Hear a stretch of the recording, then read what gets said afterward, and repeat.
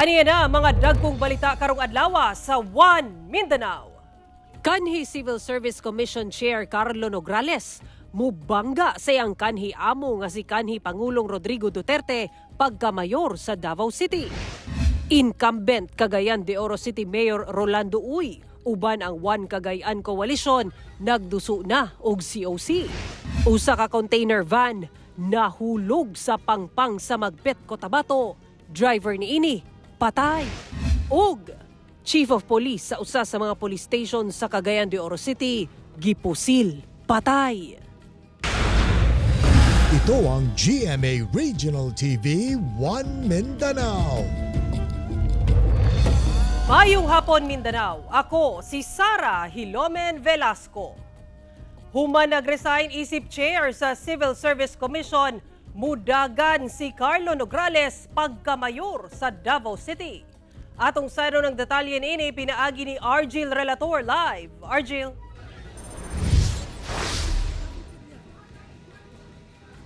Sara at banga ni Attorney Carlo Nograles ang iyang dating boss na si kanhi Pangulong Rodrigo Duterte sa pagkamayor sa Davao City sa 2025 midterm elections. Sa ulahing adlaw sa filing of Certificate of Candidacy, miabot sa COMELEC Davao si PBA Party List Representative Migs Nograles. Nag-file siya sa iyang Certificate of Candidacy pagka-congressman sa Davao City 1st District, isip independent candidate. Ang PBA naman nandun, so hindi naman po tayo nawala sa 1st District, no? But now, syempre mas focus na ta sa ato ang pwedeng mabuhat. Like I said, continuity po, serbisyo sa mga tao, keep the best practices, improve on those that we need to improve, and mas marami pa tayo sa mga sectors na pwedeng matulungan. Makaatbang ni Congresswoman Nograles incumbent Davao City 1st District Representative Paulo Duterte ug laing duha pa ka personalidad. Sunod nga nag-file sa iyang COC ang magulang ni Congresswoman Migs nga si kanhing Civil Service Commission Chair Attorney Carlo Nograles. Kagabi, bispera sa deadline sa filing sa COC, nagsumite na siya sa iyang resignation isip CSC Chair ngadto kay Pangulong Bongbong Marcos.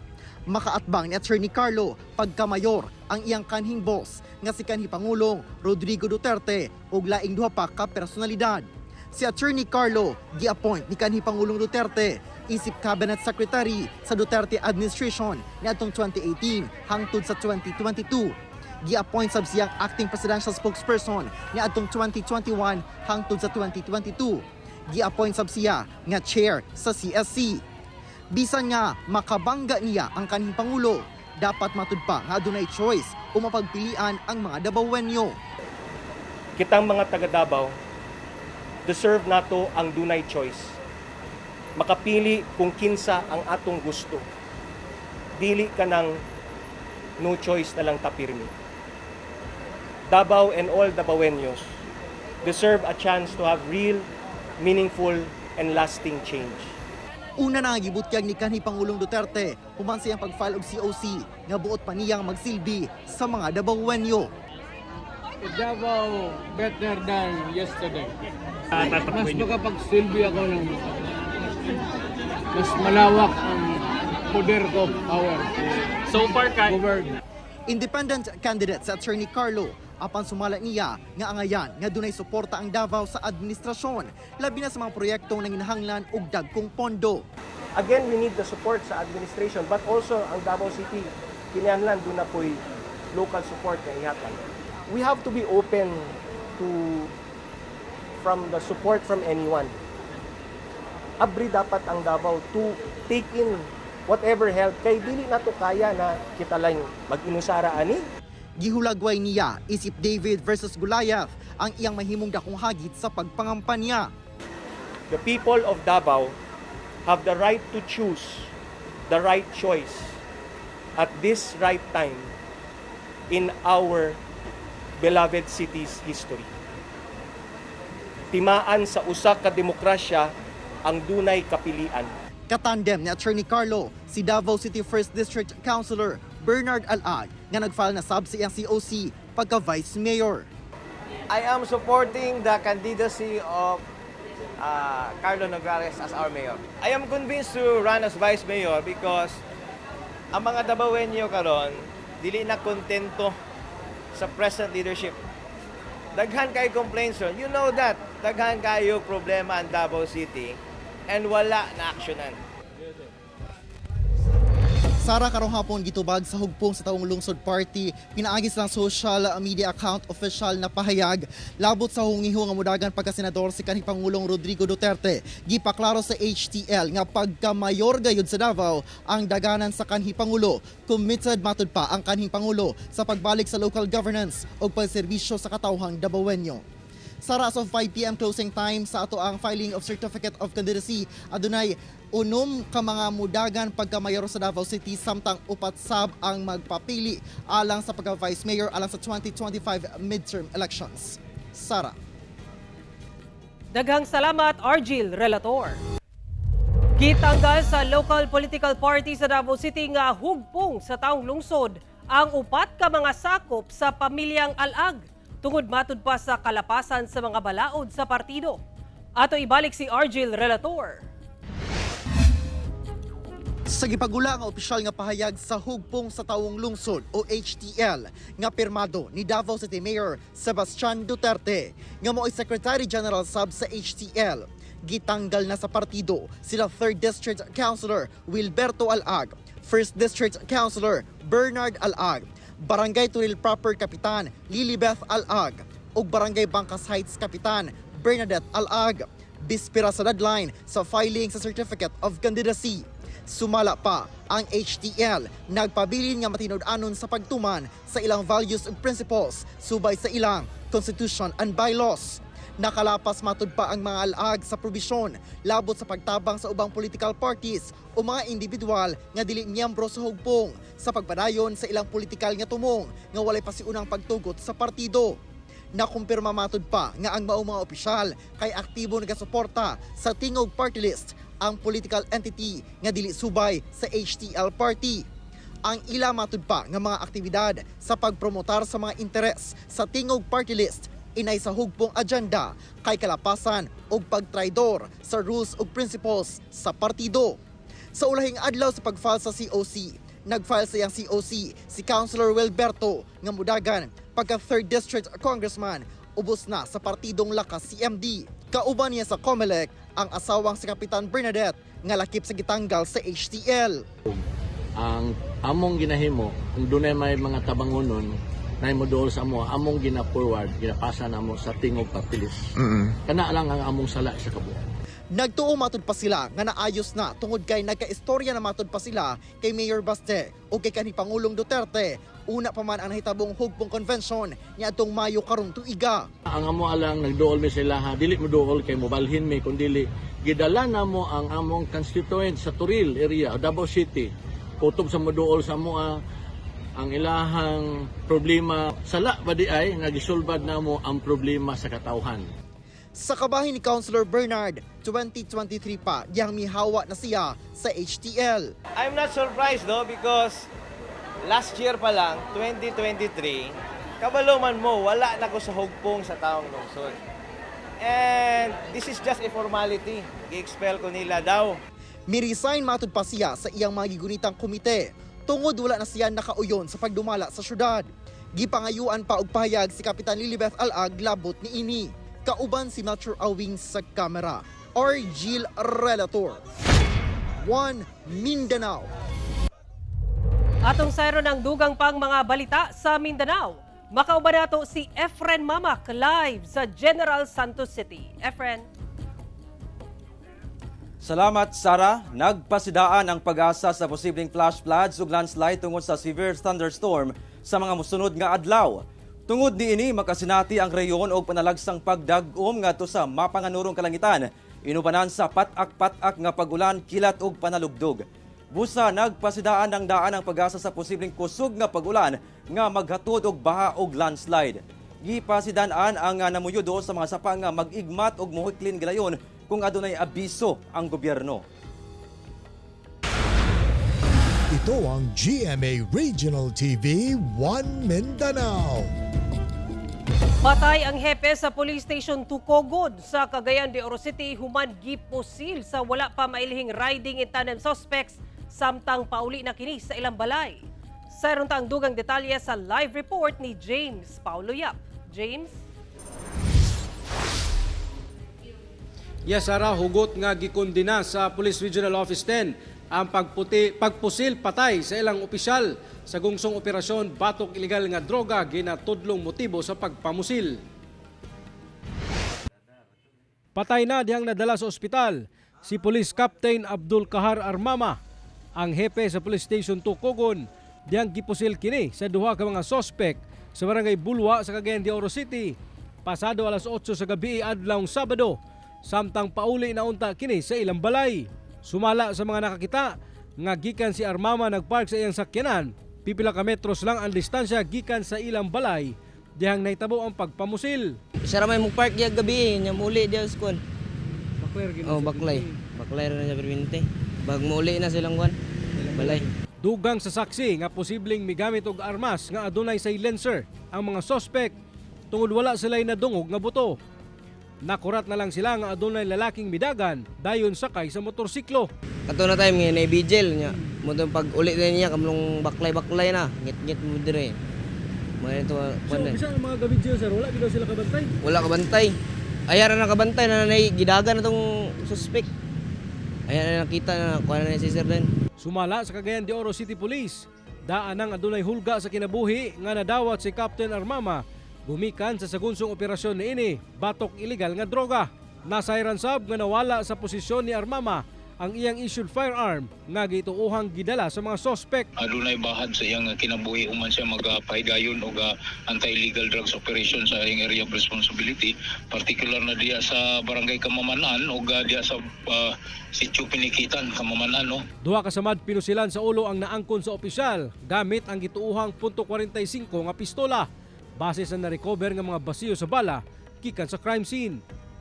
Hugot nga gikondena sa Police Regional Office 10 ang pagpatay sa usa sa ilang mga opisyal. Gimando karon ang pagmugna og Special Investigation Task Group nga mao'y mututok sa pangimbestiga sa maong kaso. Samtang gidala na ang patayng lawas ni Police Captain Armama sa ilang probinsya sa Lanao del Sur aron ilubong subay sa tinuuhang Islam. Adunay mga footages karon nga gipakita sa atong investigator on case nahimong na hinabi po niya nga buot po mamahimo na tong kwan po no testigo nihaom ang description sa personalidad sa adlaw nga wala pa mahinabo og nasayran po sa atong investigator on case nga makatulo na ka Sabado no nakita niya kadtong mga personalidad duha ka lalaki akit na ang motor nga gigamit.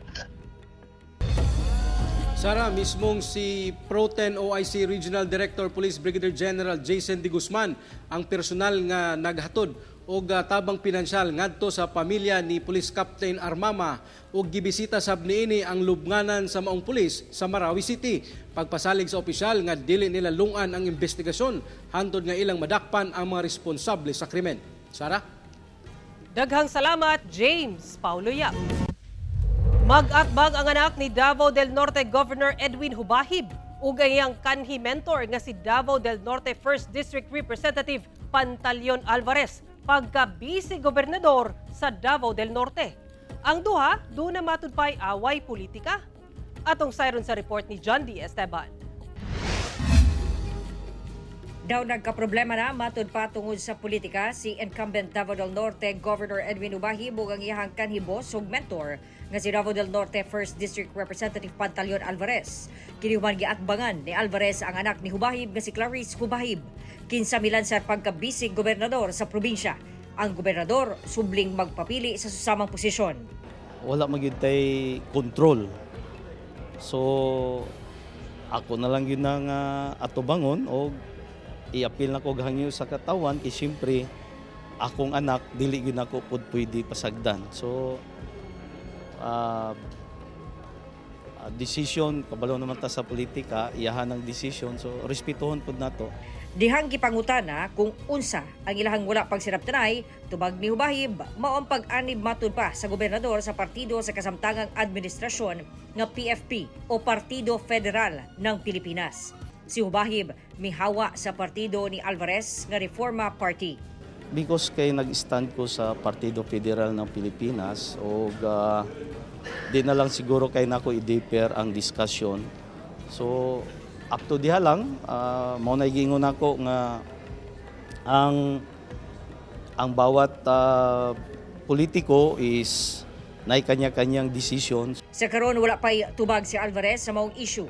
Biduso si Alvarez sa iyahang kandidatura sa COMELEC Provincial Office sa Davao del Norte adlong Sabado pinaagi sa iyahang representative nga si Audrey Perez nga muragan pagka board member.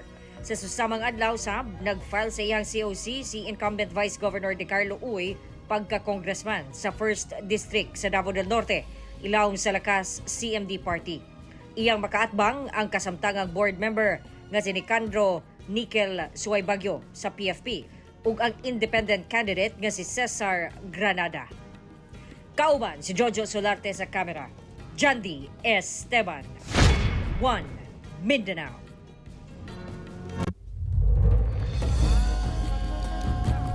Usa ka container van ang nahulog sa pangpang sa Magpet, Cotabato. Driver niini patay. Ani ang detalye.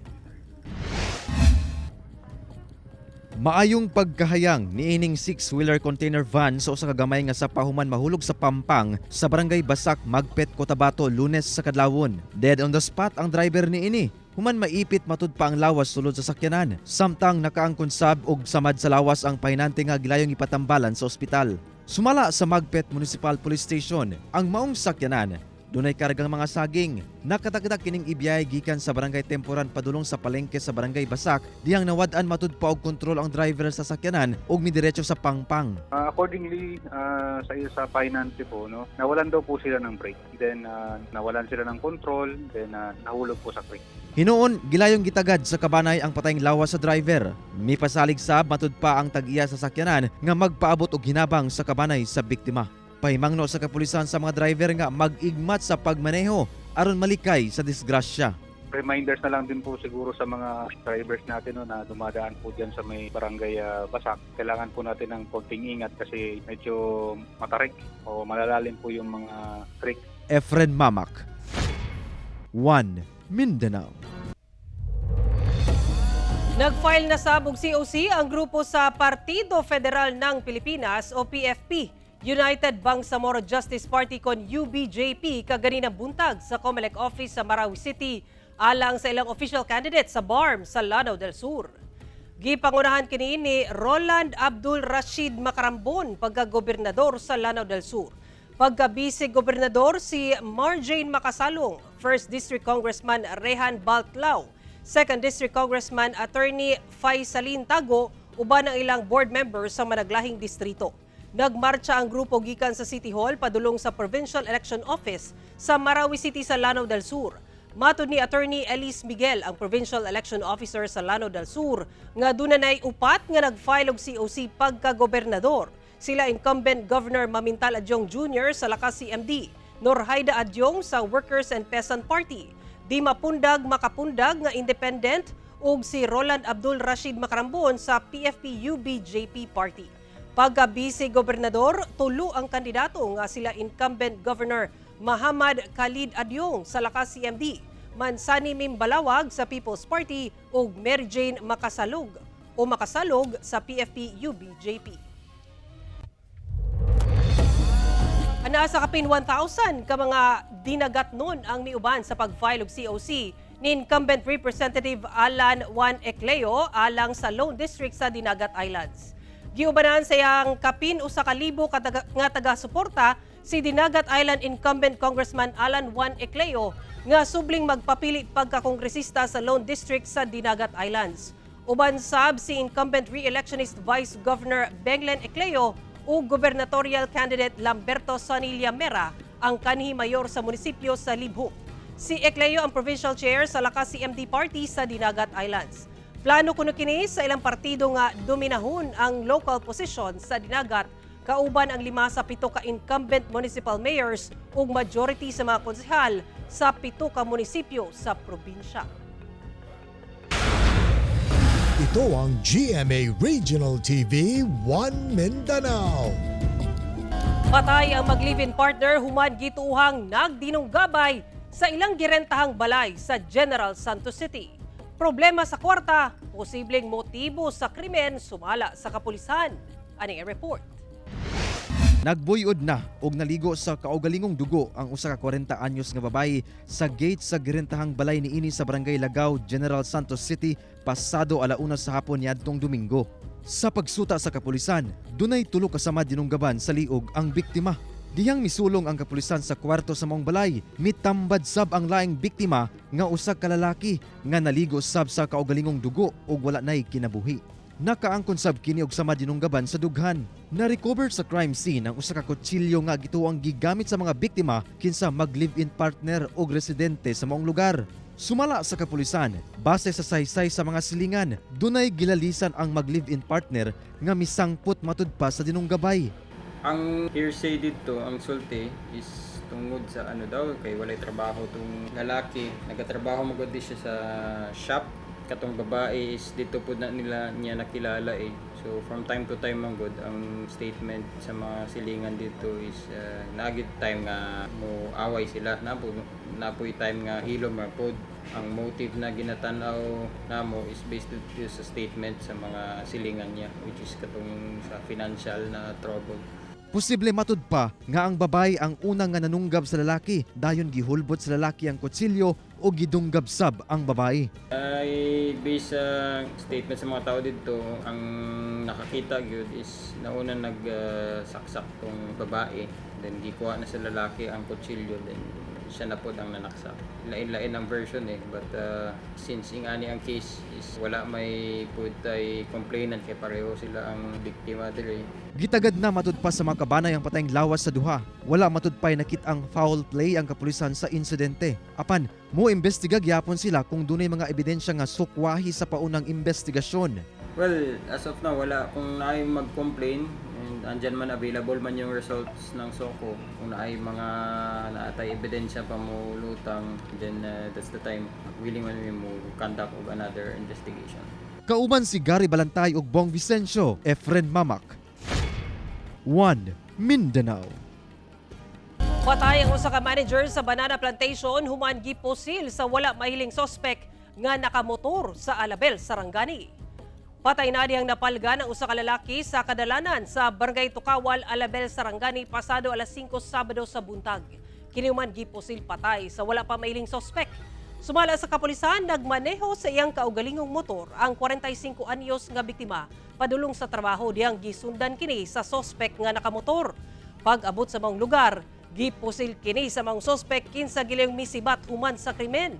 Nakaangkon og daghang samad pinusilan sa lawas ug ulo ang biktima gikan sa kalibre 45 nga pusil nga gituhang gigamit sa sospek. Ang biktima kasamtangan ug bag-o lang na promote isip manager sa usa ka banana plantation sa Barangay Dumulok sa maong lungsod. Sumala sa kapulisan, posibleng dunay kalabutan sa trabaho ang motibo sa krimen. Nagpadayon pa ang hot pursuit operation sa kapulisan batok sa sospek, samtang padayon sab ang investigasyon sa insidente. Based sa information, conduct namin sa investigation of revelation sa wife of the victim. Nakita mo na mo isa kaanggulo is a work-related.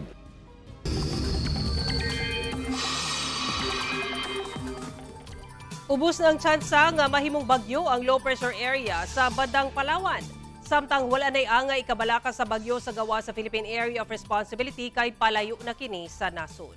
Ulahing nasiplatan ng LPA kaganina buntag sa gilayong 365 kilometers west-northwest sa Coron, Palawan. Sumala sa pag-asa, posibleng mag-dissipate o mahilis na kini sa mga musunod nga oras o adlaw. Wala na sab kini epekto sa bisan asang bahin sa nasod. Easterlies o ang init nga hangin gikan sa dagat Pasipiko ang dominant weather system. Samtang duna say localized thunderstorms nga magdala og pag-ulan sa ubang bahin sa nasod sama sa Mindanao. Base sa datos sa Metro Weather, dunay tsansa sa ulan sa pipila ka bahin sa Zamboanga Peninsula, Northern Mindanao, Caraga, Davao Region ug Sorsogon. Busa magbantay gihapon sa mga pagbaha o landslide. Gibutyag karon sa pag-asa nga nahuman na ang panahon sa southwest monsoon kun habagat sa Pilipinas. Sumala pa ni Engineer Lolita Vinalay, ang Chief Meteorologist sa Pag-asa Davao, atol sa pakiginabi sa GMA Super Radio Davao na matikdan ang paghinay sa habagat sa milabay mga adlaw. Dungan ini ang pagkusog sa high pressure area sa sidlakang bahin sa Asya, hinungdan sa pagbag-o sa klima sa nasod. Sa pagkakaroon, naanamatod pa sa transition period ang nasod alang sa northeast monsoon kung amihan nga posibleng ideklara sa mga musunod nga adlaw. Din mabati ang mas bugnaw nga panahon. Nagpaymangno sab si Vinalay nga posible ang mga kusog nga bagyo ni ining panahona tungod sa mas kusog nga hangin.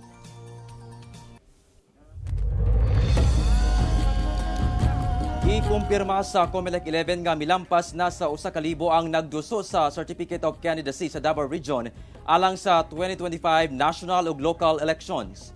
Sumala pa ni Attorney Gay Innumerables, Assistant Regional Director sa COMELEC 11, nga insakto alas 5 karong hapon na human ang filing sa COC.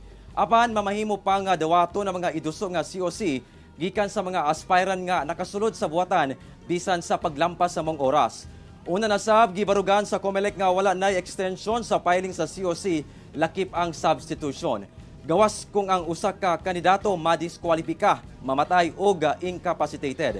Alang sa Davao City, miabot na sa 80 ang ihap sa mga nagdusog COC sa COMELEC Davao Field Office. Samtang sa Davao Region, ana sa 10,000 ang nag-file og COC sa nagkadaiyang posisyon.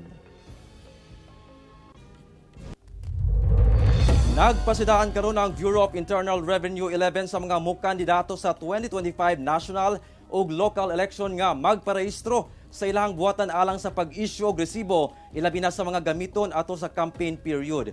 Sumala ni Esmeralda Tabule, Regional Director sa BIR 11 nga kinahanglan nga mag-issue og resibo ang mga kandidato sa tanang donasyon og campaign materials gikan sa mga supporters ni ini.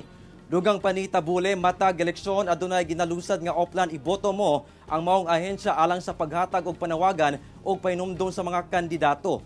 Mamahimo nga makaparehistro ang mga kandidato og resibo human magduso og Certificate of Candidacy. Sa katapusang adlaw sa filing of COC, nagduso silang kandidatura ang One Cagayan Coalition sa pagpanguna ni Cagayan de Oro City incumbent Mayor Roland Uy ug 2nd District Congressman Rufus Rodriguez. Samtang pipila sab ka kandidato ang miapa sa COC filing sa Misamis Oriental. Ang detalye sa report ni James Paulo Yap. Hingpit na nga nagduso sa iyang kandidatura alang sa ikaduhang termino pagkamayor sa Cagayan de Oro City si incumbent Mayor Rolando Uy. Kauban niini si Cagayan de Oro 2nd District Congressman Rufus Rodriguez ubos sa One Cagayan Coalition.